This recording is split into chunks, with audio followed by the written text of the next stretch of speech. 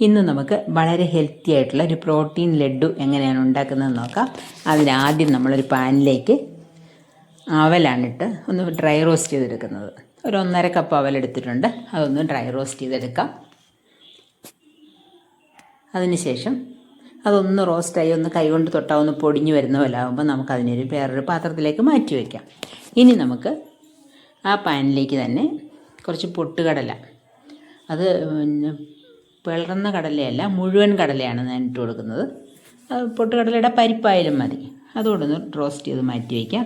ഇനി അതിലേക്ക് കുറച്ച് നിലക്കടല ഇട്ട് കൊടുത്തിട്ടുണ്ട്. അത് റോസ്റ്റഡാണ്, എന്നാലും നമ്മളൊന്നും കൂടി ഒന്ന് ചൂടാക്കി എടുക്കുന്നുണ്ട്. തോലൊക്കെ കളഞ്ഞതാണ് ഞാനിവിടെ എടുത്തിരിക്കുന്നത്. ഇനി 1 ടേബിൾ സ്പൂൺ പംകിൻ സീഡും സൺഫ്ലവർ സീഡും എടുത്തിട്ടുണ്ട്. എല്ലാം ഒന്നും വേണമെന്നില്ല, കുറച്ച് സീഡ്സും നട്ട്സും ഒക്കെ ചേർക്കുന്നത് നല്ലതാണ്, അതുകൊണ്ട് ചേർത്തിരിക്കുന്നതേ ഉള്ളൂ. പിന്നെ നമ്മൾ കുറച്ച് ബദാം പരിപ്പ് എടുത്തിട്ടുണ്ട്. ഒരു 2 ടേബിൾ സ്പൂൺ ബദാം പരിപ്പ് എടുത്തിട്ടുണ്ട്. അതും ഒന്ന് റോസ്റ്റ് ചെയ്ത് മാറ്റി വയ്ക്കുന്നു. എല്ലാം ആദ്യം ഒന്ന് ചെറുതായിട്ട് റോസ്റ്റ് ചെയ്ത് മാറ്റി വയ്ക്കുകയാണ് ചെയ്യുന്നത്. ഇനി ഒരു 2 ടേബിൾ സ്പൂൺ വെളുത്ത എള്ളോ കറുത്ത എള്ളോ ഏത് വേണേൽ എടുക്കാം. വെളുത്ത എള്ള ഉള്ളതുകൊണ്ട് ഞാനത് എടുത്തു. ആ എള്ളൊന്ന് പൊട്ടി വരുന്ന സമയത്ത് അതും ഒന്ന് മാറ്റി വയ്ക്കുക. ഇനി ഇതെല്ലാം കൂടെ ഒരു തണുത്തതിന് ശേഷം മിക്സിയുടെ ജാറിലിട്ട് നന്നായിട്ട് പൊടിച്ചെടുക്കണം. ഒത്തിരി അങ്ങ് തണുത്ത് പോയത്, ചെറിയ ചൂടോടെ നന്നായിട്ട് പൊടിച്ചെടുക്കുക. ഇപ്പോൾ അത് നല്ല തരിതരിപ്പായിട്ട് പൊടിച്ചെടുത്തിട്ടുണ്ട്. ഒത്തിരി അങ്ങ് ഭസ്മം പോലെ ആവണമെന്നില്ല. ഇനി ഒരു പാൻ അടുപ്പത്ത് വെച്ച് അതിലേക്ക് ഒരു 1/4 കപ്പ് വെള്ളം ഒഴിക്കുക. ഒരുപാട് വെള്ളമായിപ്പോയാൽ പിന്നെ വെള്ളം തിളച്ച് വറ്റി വരാനൊക്കെ ഒത്തിരി സമയമെടുക്കും. പിന്നെ നമ്മൾ ശർക്കര ഉരുക്കാനാണിത്. അഴുക്കുള്ള ശർക്കരയാണ് എങ്കിൽ നമ്മൾ അതിനെ വെള്ളത്തിൽ അലിയിപ്പിച്ച് ഉരുക്കി അരിച്ചൊക്കെ എടുക്കണം. ഇത് നമ്മൾ നല്ല ശർക്കരയാണ് ചേർക്കുന്നത്, പൊടി ശർക്കര, അഴുക്കൊന്നും ഇല്ലാത്തത്. അതുകൊണ്ട് നമ്മളിത് വെള്ളത്തിലേക്ക് തിളച്ച് വരുമ്പോൾ നേരിട്ട് ചേർത്ത് കൊടുക്കുകയാണ് ചെയ്യുന്നത്. 1 കപ്പ് ശർക്കര എടുത്തിട്ടുണ്ട്. ചെറിയ കപ്പിനായതുകൊണ്ടാണ് 2 പ്രാവശ്യം ഇട്ടത്. ഇനി ആ ശർക്കരയൊന്ന് ഉരുകി നല്ല തിളച്ച് വെള്ളമൊക്കെ വറ്റി ശർക്കരയൊന്ന് കുറുകി വരും.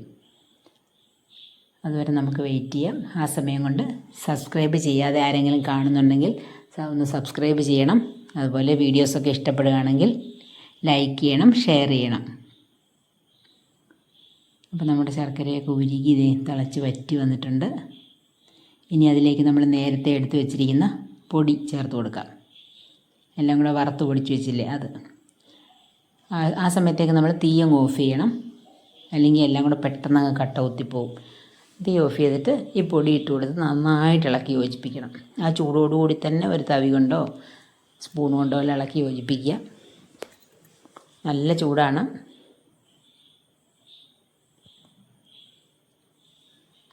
പെട്ടെന്ന് മിക്സായി കിട്ടും.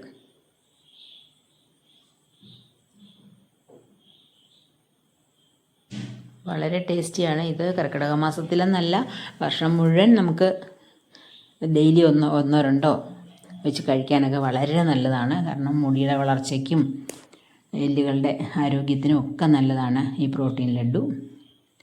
അപ്പോൾ ഞാൻ അതിനെ കുഴയ്ക്കാനുള്ള എളുപ്പത്തിന് വേണ്ടി വലിയൊരു പാത്രത്തിലേക്ക്, ഒരു പരന്ന പാത്രത്തിലേക്ക് മാറ്റിയിട്ടുണ്ട്. മറ്റേ പാത്രത്തിന് ഭയങ്കര ചൂടാണ്, അപ്പോൾ അത് പിടിച്ച് നമുക്ക് കുഴയ്ക്കാനൊന്നും പറ്റത്തില്ല. അപ്പോൾ അതുകൊണ്ട് ഇനി നമുക്കതിനെ ഈ പാത്രത്തിലിട്ട് നന്നായിട്ടൊന്ന് കുഴച്ചെടുക്കണം. ഇപ്പോൾ ഇത് നന്നായി കുഴച്ച് കുറച്ചൊക്കെ ഒന്ന് ചൂട് മാറിയിട്ടുണ്ട്, എന്നാലും ചൂടുണ്ട്. ആ ചൂടോടുകൂടി തന്നെ ഒന്ന് കൈ പൊള്ളാത്ത രീതിയിൽ ഉരുട്ടിയെടുക്കണം. നല്ല ടൈറ്റായിട്ട് ഉരുട്ടിയെടുക്കുക.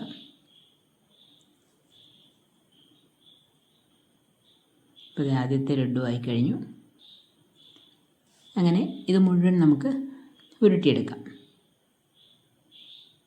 കുറച്ചത് ചെറുതായിട്ട് പൊള്ളും, അപ്പോൾ ഒന്നൊന്ന് വെള്ളം നനച്ചാൽ മതി കയ്യിൽ.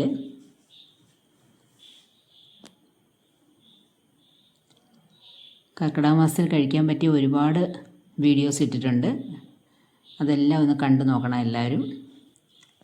അപ്പോൾ നമ്മുടെ ലഡ്ഡു എല്ലാം ഉരുട്ടിയെടുത്തു. വളരെ ടേസ്റ്റിയും അതുപോലെ ഹെൽത്തിയുമായിട്ടുള്ളതാണ്. എല്ലാവരും ട്രൈ ചെയ്ത് നോക്കണം. Thanks for watching.